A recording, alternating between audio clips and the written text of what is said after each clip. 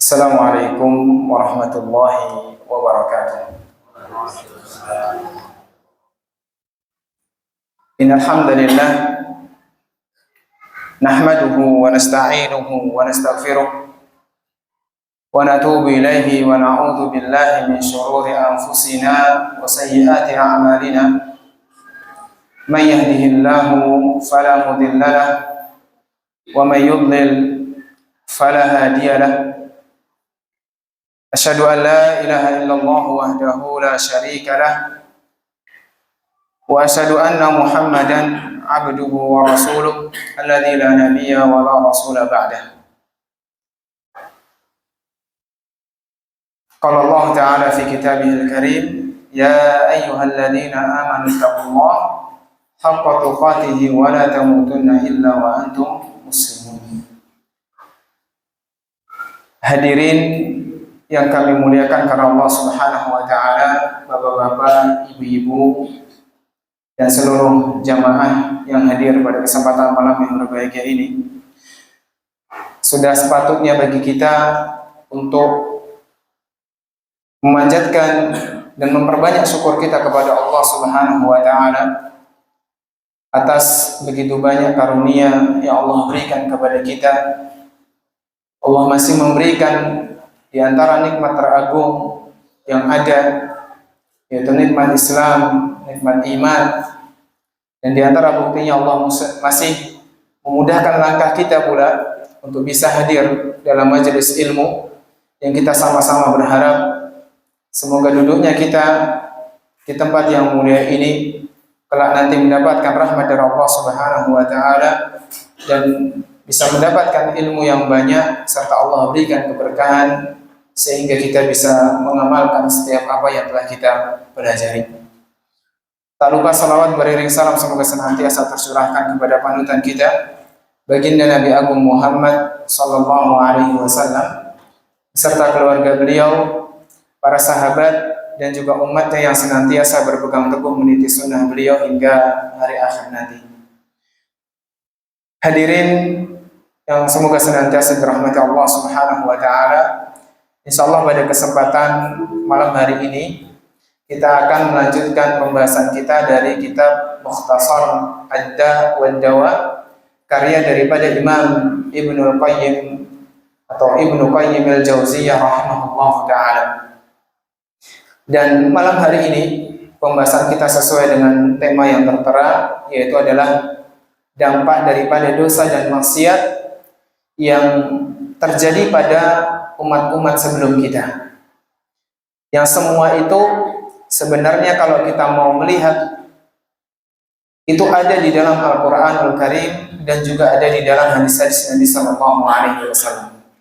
Dan yang kita sampaikan ini tentu tidak bisa semuanya karena judul daripada kitab ini tentu adalah mukhtasar, ringkasan.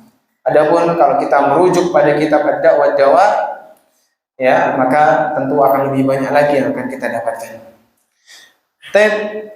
Di sini Imam Ibnu Qayyim rahimahullah taala mengatakan faslun awaqibul ma'asi fil umamis sabiqah.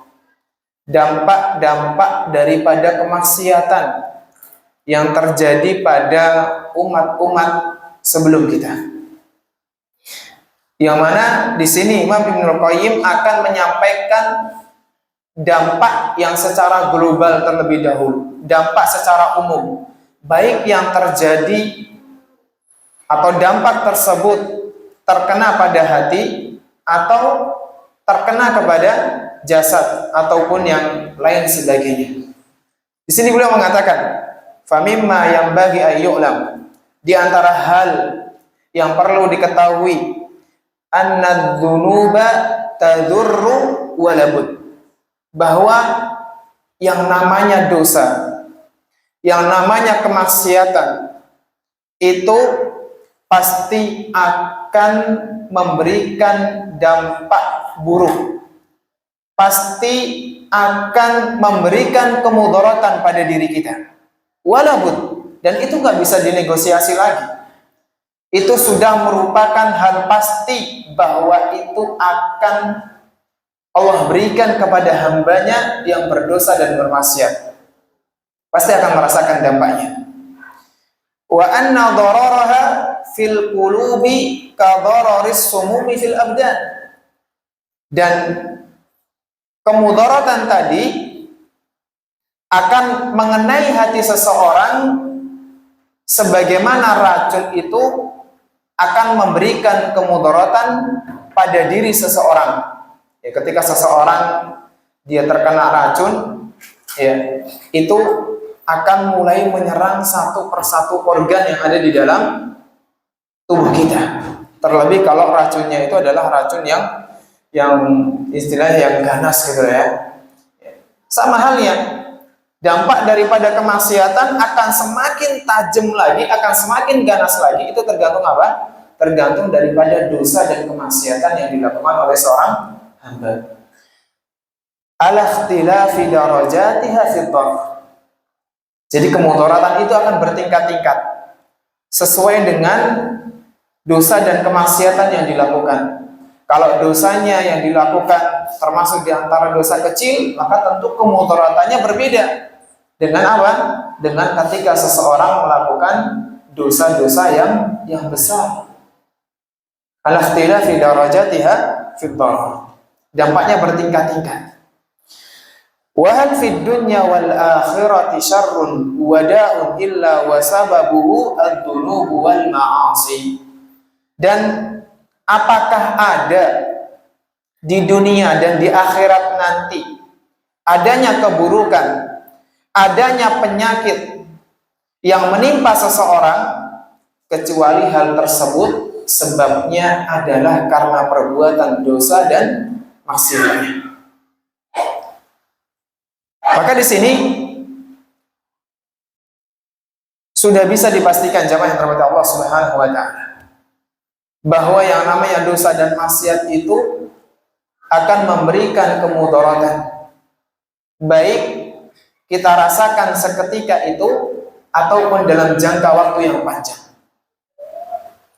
Dan baik kemudaratan tersebut akan mengenai hati kita atau jasad kita.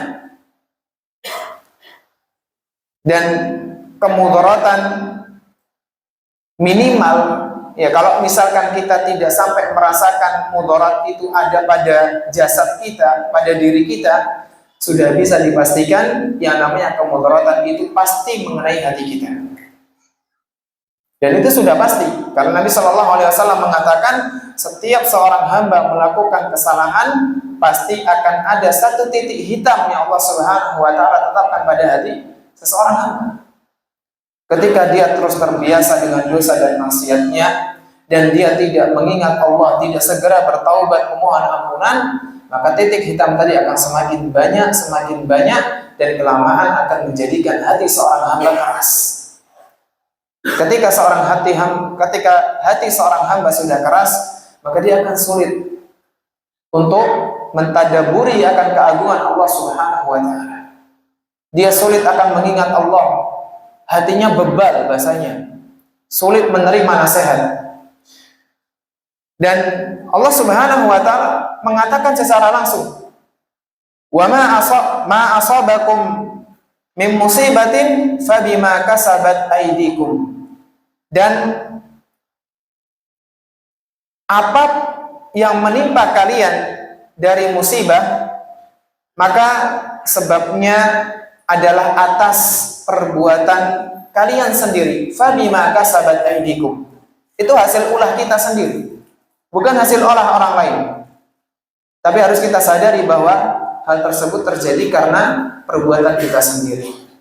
Di ayat yang lain Allah Subhanahu wa taala katakan, "Wa ma asabaka min sayyi'atin famin nafsik." Dan tidaklah adanya keburukan yang menimpa seseorang, pasti hal tersebut adalah karena apa? Famin nafsik, dari diri kalian sendiri. Kemudian di sini setelah itu beliau menyebutkan dampak-dampak daripada dosa dan kemaksiatan yang terjadi pada umat-umat sebelum kita. Beliau mengatakan, "Faman ladzi akhraja al-abawaini minal jannah."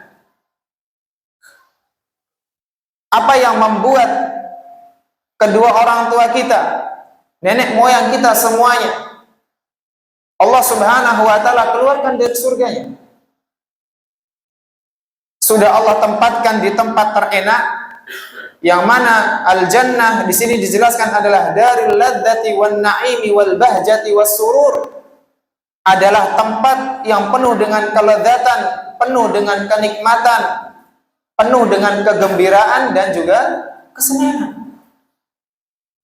Tapi pada akhirnya Allah Subhanahu wa taala mengeluarkan kedua orang tua kita semuanya dari surganya. Allah turunkan ke dunia. Ila daril alami wal ahzani wal masaib. Sudah enak-enak di tempat yang begitu nyaman, ternyata Allah Subhanahu wa taala turunkan ke tempat apa? Yang penuh dengan alam. Al-ahzan wal masaib, kesedihan, kegundahan, musibah dan seterusnya. Kisahnya begitu panjang, ya. Allah Subhanahu wa taala ya sebutkan di dalam Al-Qur'anul Karim. Ketika iblis menggoda Nabi Adam alaihi salam, ala adulluka ala syajaratil khuldi wa mulkin la yabla. Maukah aku tunjukkan kepadamu wahai Adam, ala syajaratil khuldi, tentang sebuah pohon yang abadi, wa mulkin la yabla, dan akan membuat engkau berada senantiasa di atas kekuasaan, wa mulkin la yabla, sehingga sana yang tidak akan sirna. Siapa yang tidak ingin mendapatkan iming-iming yang luar biasa? Nabi Adam alaihissalam di awal sudah diwanti-wanti oleh Allah Subhanahu wa taala. Ketika Allah Subhanahu wa taala memerintahkan seluruh malaikat sujud kepada Nabi Adam alaihissalam yang membangkang iblis, maka Allah katakan kepada Nabi Adam alaihissalam bahwa iblis adalah musuh terbesar bagimu, adalah musuh bagimu dan bagi istrimu, maka jangan engkau taati. Tapi ketika sudah mendapat iming-iming, yang pada akhirnya hal tersebut ternyata membuat Nabi Adam alaihissalam dan juga istrinya, ya Allah Subhanahu wa taala keluarkan dari surganya. Kemudian, wa malladzi akhraja iblisa min malakutis sama.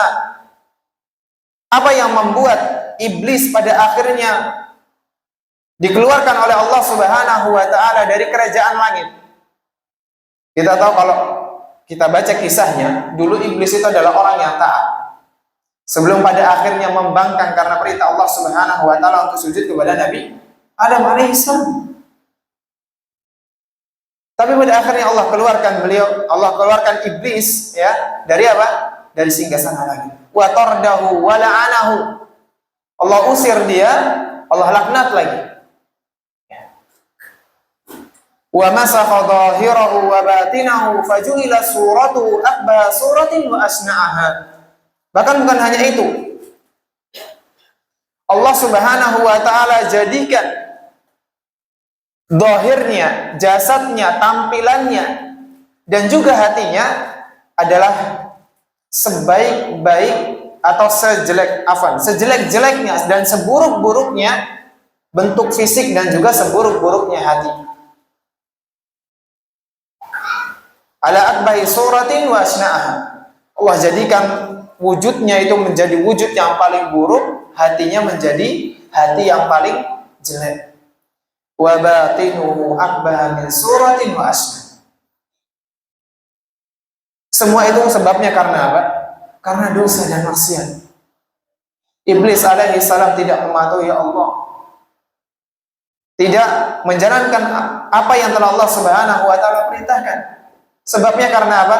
Karena hasad dan juga sombong. Iblis mengatakan secara langsung di hadapan Allah Subhanahu wa taala, masa iya aku sujud kepada orang yang secara penciptaan bukannya aku lebih mulia? Ya. Nabi Adam alaihissalam diciptakan dari tanah, sedangkan iblis dari air. Makanya iblis nggak mau. Dan oleh karena itu, awwalu dzanbin usiyallahu fis sama al-hasad. Dosa yang pertama kali atau kemaksiatan yang pertama kali dilakukan oleh hamba Allah Subhanahu wa taala, oleh makhluknya, yaitu adalah apa? Hasad. Dan ini dosa yang pertama kali terjadi di langit, yang dilakukan oleh iblis.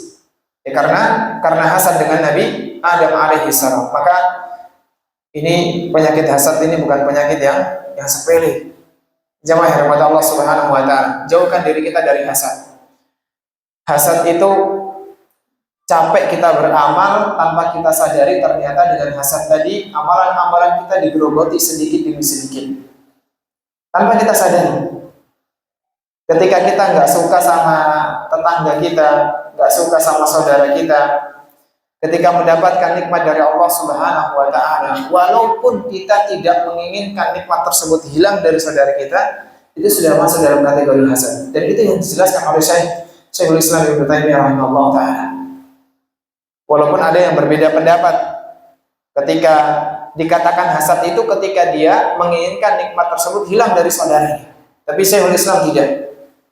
Ya, ketika seseorang tersebut sudah tidak suka saudara yang mendapatkan nikmat, itu sudah terjerumus ke dalam hasad. Maka jauhkan diri kita dari hasad.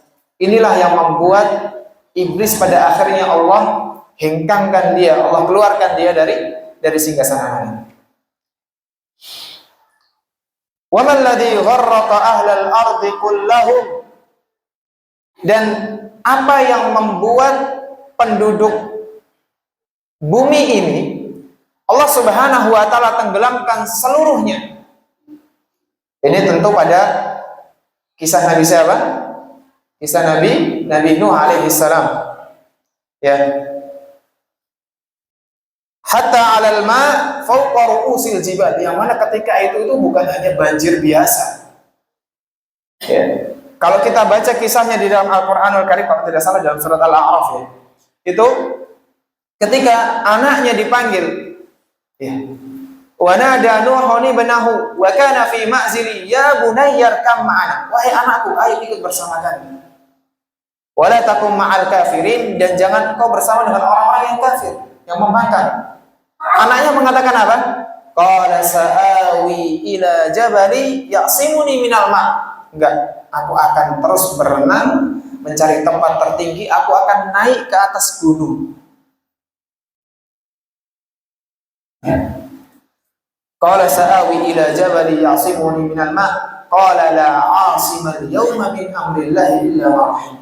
Tapi ayahnya mengatakan bahwa hari ini tidak akan ada yang selamat kecuali orang-orang yang Allah berikan rahmat kepadanya. Dia naik ke kapal Nabi Nuh alaihi salam. Bayangkan, banjir bandangnya sampai gunung pun tenggelam, ke ada Islam. Wa man ladzi sallata ar-riha ala qaumi 'adin hatta alqathum mauta ala wajhi al-ardi ka'annahum a'jazu nakhlin khawiyah. Dan coba kita lihat kebinasaan apa yang pada akhirnya Allah Subhanahu wa taala timpakan kepada kaum 'Ad. Yang dulu mereka itu terkenal dengan kekuatannya, ya, perkasa, akan tetapi ternyata apa? Alqathum mauta ala wajhil ard. Allah binasakan mereka sampai apa? Ka'annahum a'jazu nakhlin khawiyah. Seakan-akan itu mereka menjadi seperti batang kurma yang kokoh, yang kalau kena angin itu langsung terbang kemana-mana. Wadammarat ma marrat alaihi min diyarihim, dan Allah Subhanahu wa taala menjadikan setiap angin itu melewati suatu tempat, maka tempat tersebut akan hancur. Wa hurutihim wa zuru'ihim wa dawabihim, bahkan bukan hanya rumah-rumah yang hancur. Ketika angin tersebut lewat ke kebun-kebun mereka, lewat ke ladang mereka, semuanya akan sirnas ketika itu. Gak ada yang selamat. Ya, ketika angin tersebut berhembus, ya, melewati apa? Ternak mereka, seketika itu semuanya lenyap. Gak ada yang selamat satupun. hatta saru ibratan lil umami ila yaumil qiyamah, sampai akhirnya peristiwa kaum 'Ad ini menjadi pelajaran bagi seluruh umat sampai nanti hari kiamat. Kisah ini Allah abadikan. Semua itu terjadi karena apa? Karena dosa dan kemaksiatan yang mereka lakukan. Ya. Berkaitan dengan kaum 'Ad, Allah Subhanahu wa taala sebutkan di dalam Al-Qur'anul Karim, "Wa ma tadri min syai'in atat 'alaihi illa ja'alathu karramim." Tentang azab kaum 'Ad ini, ya, berupa angin yang kencang tadi itu, ternyata semua bisa membinasakan seluruhnya. Terkenal dengan kekuatannya, kegagahannya, tapi semua itu tidak ada kemanfaatannya sedikit pun ketika Allah Subhanahu wa taala sudah menimpakan azab. Maka di sini kalau tidak salah ini adalah ucapan Imam Syafi'i rahimahullah taala, as-sa'idu man wu'idha bi ghairihi. Seorang yang bahagia itu mereka yang mengambil pelajaran dari orang lain. Wasyaqiyyu man itta'adha bihi ghairuhu. Sedangkan orang yang sengsara adalah orang lain mengambil pelajaran darinya. Maka jangan sampai kita menjadi orang sengsara. Ya. Jangan sampai orang-orang itu mengambil pelajaran dari peristiwa yang terjadi pada diri kita. Cukup kita yang mengambil pelajaran dari umat-umat terdahulu. Jangan sampai kemudian Allah timpakan azab, ya, dan akhirnya di situ menjadi kisah yang akan menjadi pelajaran bagi generasi-generasi setelah kita. Alhamdulillah min dzalik. Di Indonesia ini pernah nggak kira-kira azab Allah itu turun dalam waktu yang sekejap seketika? Pernah dengar kisah di daerah Banjarnegara kalau tidak salah ya, di daerah Ngapak, tentang dusun Legetang kalau nggak salah namanya, di Dieng ya. Nah itu sampai sekarang ada monumennya. Itu diantara bukti kebesaran Allah Subhanahu wa taala. Allah ingin mengadab hambanya yang tidak mau taat dan tidak mau patuh, bisa seketika itu. Bayangkan Bapak Ibu, itu pucuk gunung itu pindah semalam, seketika itu. Dan kondisinya ketika itu sedang apa? Sedang hujan deras. Orang mengira mungkin hanya petir kencang gitu ya. Ternyata pagi-pagi dilihat gunungnya kawat setengah. Baik. Kita lanjutkan. Wa man ladzi arsala ala qaumi Tsamud as-sayhah. Dan apa yang membuat kaum Tsamud yang pada akhirnya Allah Subhanahu wa taala binasakan mereka hanya dengan suara yang begitu kencang, petir yang begitu kencang suaranya yang pada akhirnya membinasakan mereka seluruhnya. Hatta qatta'at qulubahum fi ajwafihim, sampai hati mereka itu dikatakan di sini apa? Terpecah-pecah di dalamnya. Enggak bentuk lagi hati mereka. Wa matu an akhirihim, dan akhirnya mereka semua binasa. Apa sebabnya? Ya karena keangkuhan mereka. Karena mereka tidak mau taat. Mereka melakukan dosa, terus bermaksiat kepada Allah Subhanahu wa taala. Tidak mau mengikuti apa yang disampaikan oleh nabi mereka. Kemudian wa man ladzi rafa'a qural lutiyah. Dan apa yang membuat negeri-negeri kaum Nabi Lut itu diangkat oleh Allah Subhanahu wa taala. Seperti karena yang diazab ketika itu bukan hanya satu negeri saja ya. Yang karena penyakit Lut ini atau penyakit homoseksual ini ketika itu bukan hanya di satu negeri saja, karena sudah saking lama dan menguasai merajalela ya. Itu akhirnya negeri tetangga ikut-ikutan, akhirnya yang diadab itu bukan hanya satu negeri, tapi yang ada di sekitarnya itu juga ikut terkena adab Allah Subhanahu wa taala. Negeri Sodom dan sekitarnya. Hatta sami'atil malaikatu nabiha kalabihim. Ya, sampai malaikat itu mendengar gonggongan anjing mereka. Summa qalabaha alaihim, setelah Allah angkat, Allah putar balik.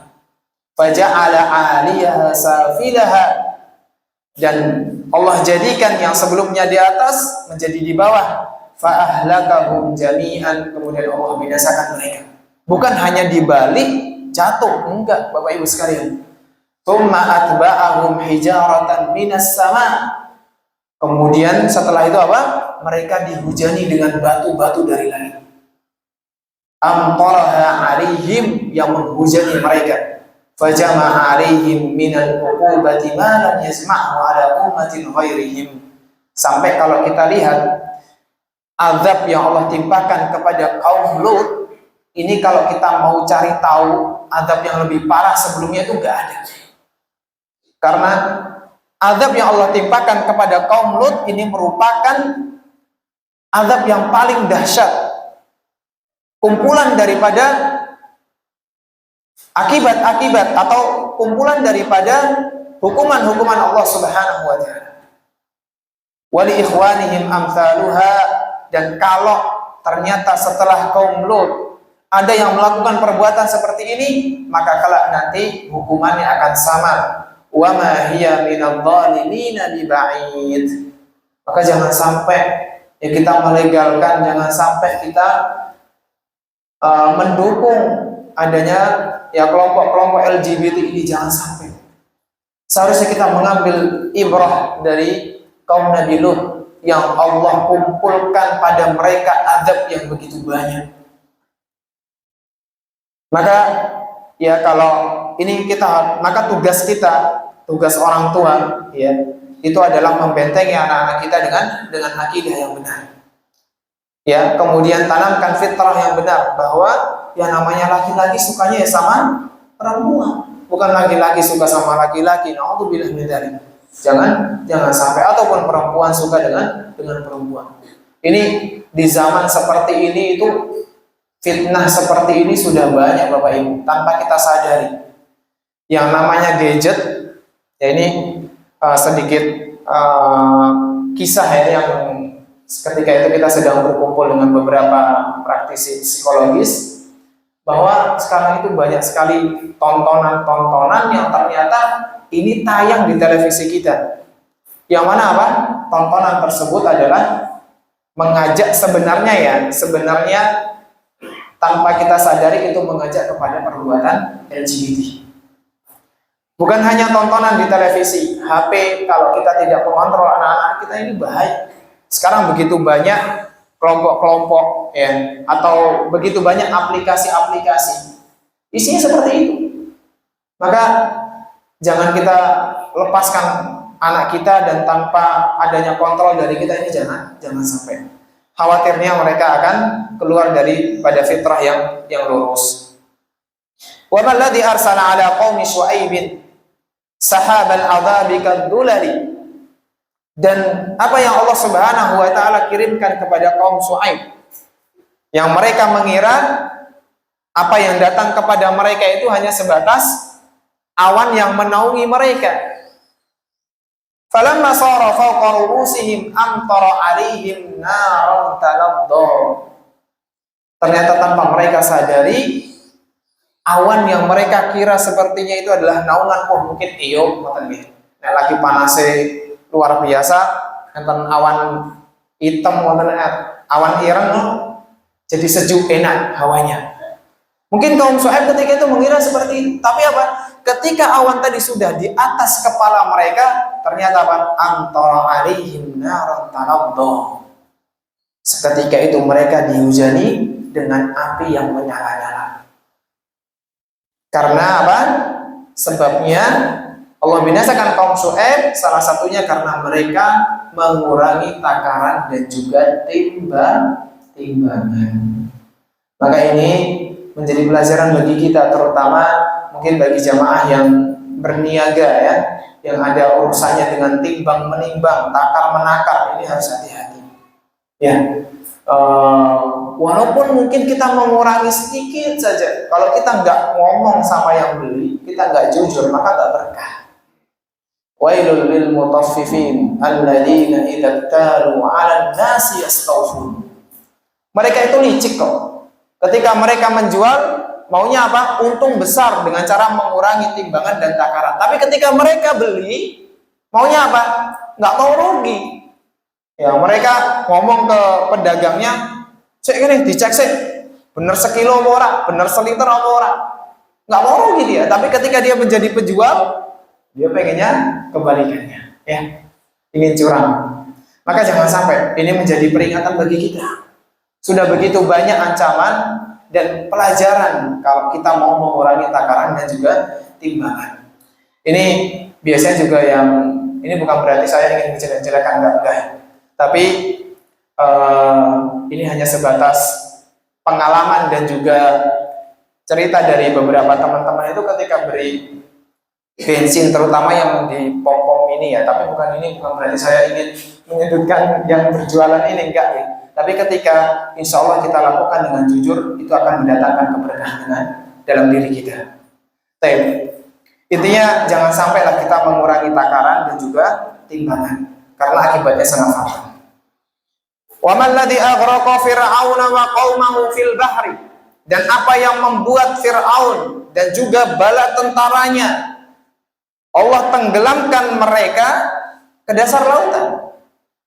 Tsumma nuqilat arwahuhum ila jahannam, kemudian ya Allah pindahkan rohnya itu ke neraka jahanam. Fal ajsadu lil gharaqi wal arwahu lil haraqi. Ya, jasadnya Allah tenggelamkan, rohnya Allah pindahkan ke neraka. Dan sampai sekarang kan jasadnya Fir'aun menjadi pelajaran bagi seluruh umat manusia ini. Ya. Untuk kita mengambil ibrah belajar. Bahkan Allah katakan di dalam Al-Quranul Karim, hingga detik ini dan sampai hari kiamat, Fir'aun itu senantiasa ditampakkan azab api neraka di waktu pagi dan di waktu petang. Ya. Saya lupa bunyi ayatnya, tapi hal tersebut Allah Subhanahu wa taala sebutkan di dalam Al-Qur'anul Karim. An-naru yu'raduna 'alaiha ghuduwwan wa 'ashiyyan. Ya, api neraka itu senantiasa ditampakkan kepada Fir'aun di waktu ghuduwwan wa 'ashiyyan, di waktu pagi dan di waktu petang. Baik, wa man ladzi khasafa bi Qaruna wa darihi wa malihi wa ahlihi. Dan apa sih yang membuat Qarun itu Allah Subhanahu wa taala tenggelamkan dia beserta seluruh harta dan keluarganya? Sebabnya karena apa? Dia sombong, dia angkuh, dia besar hati. Ketika Allah Subhanahu wa taala perintahkan untuk mengeluarkan sebagian hartanya, apa yang Qarun katakan ketika itu? Innama utituhu ala ilmin indi. Oh, enggak bisa. Semua ini kan aku dapatkan karena kepiawaianku, karena kecerdasanku, karena aku berilmu. Bayangkan, dia nggak sadar kalau semua itu adalah pemberian Allah Subhanahu wa taala. Dia menyombongkan dirinya. Kita tahu Bapak Ibu, Qarun ini nggak main-main ya. Dikatakan bahwa kunci gudangnya saja Allah katakan nggak kuat dipikul hanya satu orang, itu nggak kuat. Aneh awal dewi niku saat ini buat apa kuncinya gede awat, satu orang kan bisa ya, dikantongi bisa. Itu kunci gudangnya Qarun nggak bisa. Allah katakan bil usbati ulil quwwah. Yang memikul kunci gudangnya Qarun itu usbah, itu bilangan 7 sampai ya antara 7 sampai 10. Itu yang memikul ulil quwwah, dan mereka bukan orang yang sepele, bukan orang yang lemah. Mereka adalah orang-orang yang kuat. Bayangkan, itu baru kuncinya Bapak Ibu. Tapi semua itu apa? Nggak ada yang mustahil bagi Allah untuk membinasakan seketika. Allah menenggelamkan semuanya. Karena apa? Dia sombong, angkuh, ta'ajjub, takabur. Maka jangan sampai kita sombong, jangan sampai kita ujub. Semua yang kita miliki, semua yang ada pada diri kita, itu semuanya hanyalah titipan Allah Subhanahu wa taala. Ya, ketika memang kita bisa bersedekah, bismillah. Hal tersebut bisa menyelamatkan kita dan bisa mensucikan harta kita. Lakukan semuanya. Jangan kemudian ketika Allah sudah berikan keluasan rezeki kepada kita, kita malah sombong, merendahkan orang lain. Ini loh, bermerek semua yang aku pakai. Gua namu tokonya paling neng toko sing anu yo serba 30 ribuan ya. Jangan sampai seperti itu. Ya. Baik. Kemudian wa man ladzi ahlakal quruna min ba'di nuhin bi anwa'il uqubati wa dammaraha tadmira. Dan apa yang membuat seluruh generasi setelah Nabi Nuh alaihi salam yang pada akhirnya Allah Subhanahu wa taala timpakan kepada mereka hukuman-hukuman dan membuat mereka menjadi hancur sehancur-hancur. Itu semuanya karena dosa dan maksiat. Wa man ladzi ahlaka qauma sahibi yasin bisayhati hatta khamadu an akhirihim. Dan apa yang membuat kaum sahib yasin. Jadi ini disebutkan di dalam surat Yasin ya. Di sana ada kisah tentang ada salah seorang yang menasihati kaumnya. Kalau nggak salah namanya adalah Habib. Dia menegakkan amar ma'ruf. Dia menasihati kaumnya ketika itu. Tapi apa? Sama kaumnya malah disiksa sampai akhirnya dibunuh. Karena perbuatan mereka tersebut akhirnya Allah Subhanahu wa taala kirimkan apa? Sayhah tadi. Suara yang sangat dahsyat sehingga mereka semuanya binasa. Wa man ladzi ba'atha 'ala bani Israil qauman uli ba'sin syadid fajasu khilal ad-diyar wa qatalu ar-rijal wa sabu ad-dariyata wan nisa wa ahriku ad-diyara wa nahabu al-amwal thumma ba'athahum 'alaihi marratan thaniyah fa ahlaku ma qadaru 'alaihi wa tabbara ma 'ala tadbira. Dan kita coba lihat apa yang Allah utus kepada Bani Israel, bahwa di sana ada sekelompok orang yang Allah utus, mereka itu memiliki kekuatan yang sangat luar biasa. Yang pada akhirnya apa? Orang-orang yang diutus oleh Allah Subhanahu wa taala tadi tugasnya adalah untuk memporak-porandakan Bani Israel. Wa qatalur rijal, untuk membunuh mereka. Wasabud dzurriyyata wan nisa, kemudian menawan apa? Anak keturunan mereka, anak-anak kecil dan juga para perempuan. Membakar rumah-rumah mereka, merampas harta mereka. Kemudian setelah itu Allah utus lagi mereka. Sampai ini akan terus berangsur seperti ini dan membuat Bani Israel akan senantiasa hancur. Kendati saat ini mungkin Bani Israel, yaitu orang-orang Yahudi saat ini mereka dalam kemapanan, maka kita harus ingat dengan janji Allah Subhanahu wa taala bahwa mereka tidak akan pernah selamat di dunia. Pasti mereka akan dibinasakan oleh Allah Subhanahu wa taala. Tinggal menunggu waktunya. Itu sudah merupakan janji Allah Subhanahu wa taala. Wa man ladzi sallata 'alaihim anwa'al 'uqubat marratan bil qatli wa sabi wa kharabil bilad wa marratan bi jawril muluk wa marratan bi masahim qiradatan wa khanazir. Wa akhiru dzalika aqsama rabbun tabaraka wa ta'ala la yab'atsanna 'alaihim ila yaumil qiyamati may yasumuhum su'al adzab. Kalau kita pengen melihat azab yang Allah timpakan kepada Bani Israel itu bertubi-tubi. Dari ada yang membunuh mereka, merampas anak keturunan mereka, merampas atau menawan perempuan-perempuan mereka, kemudian membakar rumah-rumah mereka. Kemudian Allah utus tentang seorang penguasa yang zalim, ya, dan bahkan Allah Subhanahu wa taala pernah azab mereka dengan merubah apa? Dengan merubah bentuk mereka menjadi seekor kera dan seekor babi. Qiradatan wa khanazir. Wa akhiru dzalika aqsama rabbun tabaraka wa taala, dan akhirnya Allah Subhanahu wa taala bersumpah kepada Bani Israel bahwa apa? La yab'atsanna 'alaihim ila yaumil qiyamah. Bahwa azab akan senantiasa melekat kepada Bani Israel sampai ditegakkannya hari kiamat. Kemudian di sini beliau mulai membawakan dalil-dalil hadis-hadis Nabi sallallahu alaihi wasallam.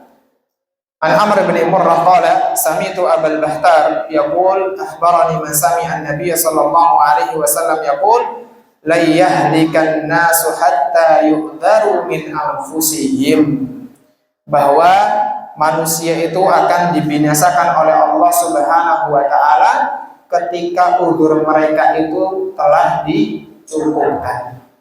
Jadi ketika ada yang diadab oleh Allah Subhanahu wa taala, berarti uzur itu sudah cukup bagi mereka. Peringatan-peringatan itu sudah cukup dan sudah habis waktunya. Maka akhirnya Allah Subhanahu wa taala binasakan mereka. Wa fil musnad min hadits Thauban, Rasul sallallahu alaihi wasallam bersabda, "Innar rajula la yuhramur rizqa bidzanbi yusi." Nah, ini Bapak Ibu yang harus kita perhatikan dari hadis ini, bahwa Nabi sallallahu alaihi wasallam mengatakan sesungguhnya seseorang itu akan terhalang rezekinya karena apa? Karena dosa yang dilakukannya. Kendati hadis ini secara sanadnya dhaif dan didhaifkan oleh Imam Al-Albani, tapi hadis ini adalah mafhumul mukhalafah dari firman Allah Subhanahu wa taala, "Wa may yattaqillaha yaj'al lahu makhraja wa yarzuqhu min haitsu la yahtasib." Orang-orang yang bertakwa akan diberikan jalan keluar dan Allah berikan rezeki kepada mereka dari pintu yang tidak dia sangka-sangka. Maka dosa dan kemaksiatan ini akan menjadi penghalang rezeki seorang hamba tanpa ia sadari. Maka coba kita perhatikan dalam diri kita. Kalau sampai saat ini kita sudah berusaha ikhtiar kesana kemari, sudah melakukan berbagai cara, kemudian kita sudah berusaha semaksimal mungkin, tapi kok ternyata rezeki kita seret terus dan Allah nggak memberikan jalan keluar kepada kita, tanyakan kepada diri kita, introspeksi diri kita, lihat ada nggak perbuatan dosa yang aku lakukan sebelum ini. Bukan hanya ketika itu loh ya, karena dampak dosa dan maksiat itu panjang, bukan hanya seketika itu. Kita lihat dulu semasa aku remaja melakukan dosa apa ya? Dulu sebelum aku nikah sama istriku aku melakukan apa ya? Kok rezekiku seret banget? Ya. Padahal nikah itu adalah diantara salah satu janji Allah Subhanahu wa taala akan melapangkan rezeki hamba. Ya. Kalau rezeki kita seret, berarti ada yang masalah. Cari tahu apa dosa yang pernah aku lakukan sehingga Allah Subhanahu wa taala menjadikan rezekiku seret. Nabi sallallahu alaihi wasallam mengatakan, "Man ahabba ayyusa'alahu fi atharihi, man ahabba ayyubsatalahu fi rizqi wa an yunsa'alahu fi atharihi falyasil rahimah." Ya, kalau pengen ya umur kita dipanjangkan, rezeki kita dilapangkan, ya kita taat kepada Allah Subhanahu wa taala. Patuh kepada Allah Subhanahu wa taala. Baik, satu hadis lagi setelah itu kita cukupkan kesempatan kita pada malam hari ini. Hadis ini juga disampaikan oleh atau diriwayatkan oleh Imam Ahmad di dalam kitab Musnadnya. Nabi sallallahu alaihi wasallam mengatakan, yushiku an tatada'a alaikumul umam min kulli ufukin. Hampir-hampir seluruh umat itu mereka saling menyuruh untuk apa? Untuk mengepung kalian. Di sini Nabi Shallallahu Alaihi Wasallam ketika itu menyampaikan kepada para sahabat, wahai para sahabat, kalau nanti akan ada tiba saatnya, kaum muslimin itu ya akan menjadi satu kelompok yang akan diserbu atau diserang oleh kelompok-kelompok yang lain. Intinya kelompok-kelompok selain kaum muslimin, mereka itu bersatu padu untuk apa? Untuk mengepung kaum muslimin. Kama tada al-akalatu ala qas'atiha. Sebagaimana orang itu ketika makanan sudah terhidang dalam nampan atau dalam meja makan, ketika kita suruh orang makan, semuanya langsung mengerubungi ya, langsung kumpul. Itulah gambaran yang disampaikan oleh Nabi sallallahu alaihi wasallam. Maka para sahabat berkata, "Ya Rasulullah, wahai Rasulullah, amin qillatin bina yauma itu." Apakah hal tersebut disebabkan karena jumlah kami yang sedikit, wahai Rasul? Qala antum yauma idzin katsir. Enggak. Jumlah kaum muslimin ketika itu jumlahnya banyak. Antum yauma idzin katsir. Walakinnakum ghutha'un ka ghutha'is sail. Akan tetapi walaupun jumlah kalian banyak, kalian itu enggak berarti. Kaum muslimin ketika itu nggak berarti banyak. Nabi Shallallahu Alaihi Wasallam mengatakan apa? Kahutha isail, seperti buih-buih ketika ada banjir. Buih-buih itu ketika ada banjir, atau kalau kita lihat sungai air di sungai itu kan biasanya ada buih-buih ya Bapak Ibu ya. Balon-balon kecil yang ketika ada di air deras. Nabi Shallallahu Alaihi Wasallam memperumpamakan seperti itu. Kahutha isail. Tunzaul mahabatu min qulubi aduwikum. Ya, Allah cabut dari hati musuh-musuh kalian itu apa? Rasa takut kepada kalian. Wa yuj'alu fi qulubikum al-wahn, dan Allah jadikan pada diri kalian itu apa? Al-wahn. Apa itu al-wahn? Al-wahn, Nabi sallallahu alaihi wasallam mengatakan hubbul hayati wa karahatul maut, atau hubbud dunya wa karahatul maut. Ini penyakit yang harus kita hindari jamaah. Al-wahn, karena ini yang kelak nanti akan membuat kaum muslimin itu walaupun jumlahnya banyak, tapi orang-orang musuh-musuh kaum muslimin nggak takut. Sebabnya karena wahn ini, yaitu apa? Cinta dunia dan takut mati. Ya, cinta dunia dan takut mati. Ya, cinta dunia ini termasuk kemaksiatan. Ya, makanya nggak boleh kita cinta terhadap dunia itu berlebihan, karena itu akan membuat seorang hamba lalai kepada Allah Subhanahu wa Ta'ala. Di antara salah satu tanda seseorang itu cinta dunia adalah ketika obrolannya senantiasa hanya perkara dunia, dan dunia. Ketemu temannya si A, ngobrolnya hanya bisnis terus, dunia terus. Ketemu si B, si C, si D, semuanya pembahasan dunia. Ini diantara salah satu tanda bahwa kita telah terjangkiti dengan hubbud dunya, cinta dunia. Allah Subhanahu wa Ta'ala nggak suka ketika seorang hamba itu cinta terhadap dunia.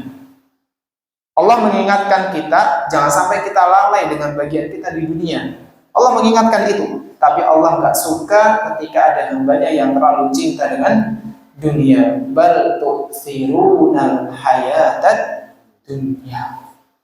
Tapi itulah manusia. Itulah manusia. Ketika mereka sudah melihat sesuatu yang hijau gitu, Masya Allah, seakan-akan semuanya lupa gitu ya. Luar biasa. Makanya Allah jadikan ad-dunya khulwatun khadirah. Allah jadikan dunia itu apa? Hijau, manis lagi. Siapa yang gak suka coba? Sesuatu yang manis, siapa yang gak suka? Ya, orang yang kalau mohon maaf belum terkena penyakit diabetes yang parah, penyakit gula yang parah, dia suka yang itu. Semua orang suka yang manis-manis, dan semua orang suka warna hijau karena menggiurkan. Maka jangan sampai ya kita terjangkiti dengan penyakit wahn, karena penyakit wahn ini yang akan menyebabkan kaum muslimin itu mengalami kemunduran yang luar biasa. Tapi jamaah yang terhormat Allah Subhanahu wa Ta'ala, bab ini qadarullah belum kita bisa selesaikan pada kesempatan malam hari ini. Masih ada sekitar 1 halaman lebih sedikit, dan insya Allah akan kita bahas kembali pembahasan ini di pertemuan yang akan datang biidznillah ta'ala. Semoga apa yang kita sampaikan pada kesempatan malam hari ini menjadi ibrah, pelajaran bagi kita. Ya, jadikan itu semua sebagai pelajaran, dan semoga ini menjadi motivasi kita agar kita semakin jauh dari dosa dan maksiat. Kita mohon kepada Allah, semoga Allah senantiasa memberikan hidayah dan taufik kepada kita, dan semoga Allah Subhanahu wa Ta'ala senantiasa memberikan keistiqomahan kepada kita agar senantiasa melaksanakan ketaatan kepadanya. Demikian, ada salah dan kurangnya kami mohon maaf. Terima kasih atas perhatiannya. Wassalamualaikum warahmatullahi wabarakatuh.